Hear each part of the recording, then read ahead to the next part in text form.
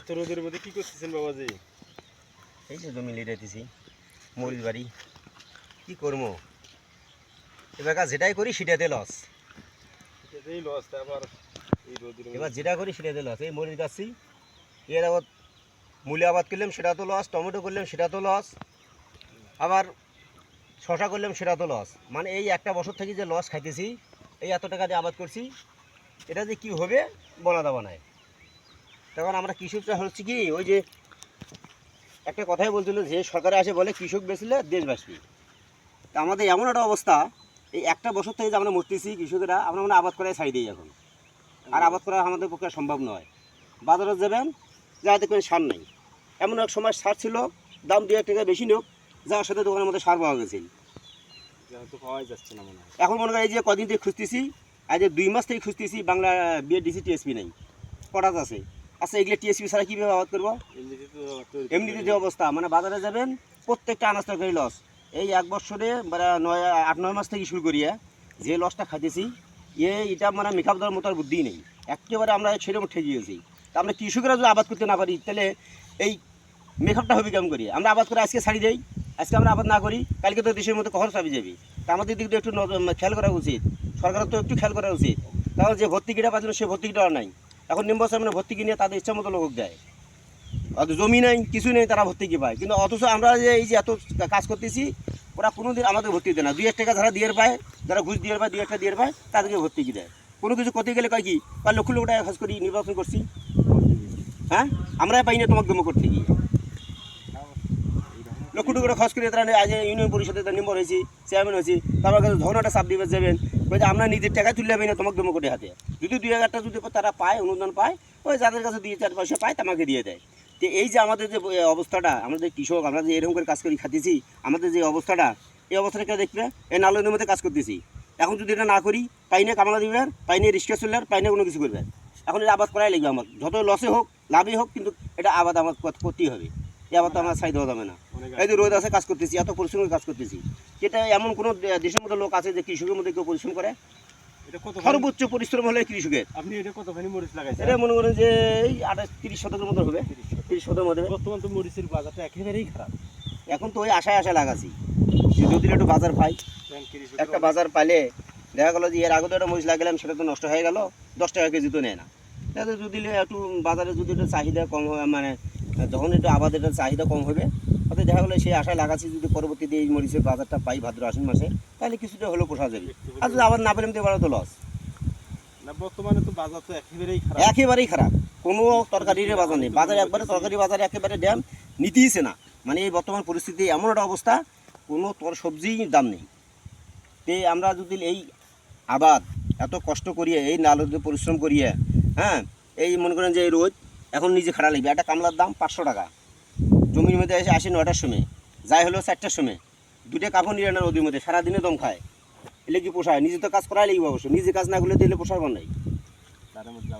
তার মধ্যে আবার বাজার নাই, সরকারের যে একটু সাহায্য সহযোগিতা সেটাও নাই। বর্তমানে দেশের পরিস্থিতিও খারাপ, আশার উপর সব কিছু করা হয়। যাই হোক, বলার কিছুই নাই।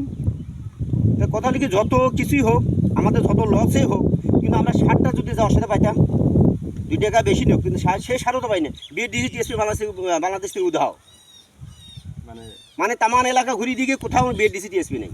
যাই হলো বাংলা টিএসপি, কি পতেঙ্গা আসি জমির দিবেন, ইউরিয়ার কাজও করে না। এই যে একটা সিন্ডিকেট, এই যেটা দুর্নীতি, এদিকে হলো, আমরা কীভাবে কী করবো? এগুলা সারে তো আমার মেন, টিএসপি সার ছাড়া তো আবাদে হয় না। মানুষ তো অনেক বলে যে কৃষকে বুঝি লাভ হইতেছে, কিন্তু একটা আবাদ করিয়ে দেখুক যে কতখানি অবস্থাটা কি।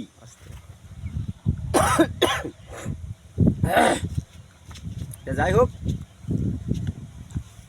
এই যে মরিচটা দেখতেছেন, এটা পুরোটা দেখতেছেন, এই যে মালচিং পেপার, এই যে মালচিং পেপার, এই পেপারগুলো মনে করেন যে 6000 টাকা রুল, 6000 টাকা রুল। এইখানে প্রায় 2 রুল পেয়াও লাগছে, মালচিং পেপার লাগছে।